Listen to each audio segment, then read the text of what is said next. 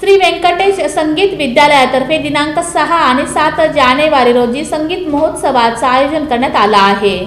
MP थिएटरमध्ये या महोत्सवाचा लाभ घेता येणार आहे।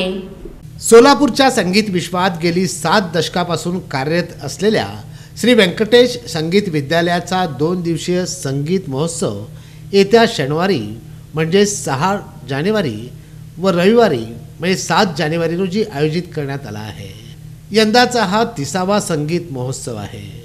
सोलापुरातील श्री व्यंकटेश संगीत विद्यालयाचे संस्थापक गुरुवर्य दिगंबर बुवा कुलकर्णी व गुरुवर्य दत्तात्रय कुलकर्णी यांच्या स्मृतिप्रित्यर्थ विद्यालयाच्या वतीनं दरवर्षी जानेवारी महिन्यात संगीत महोत्सवाचं आयोजन करण्यात येतं अशी माहिती पत्रकार परिषदेमध्ये जतीन कुलकर्णी यांनी दिली।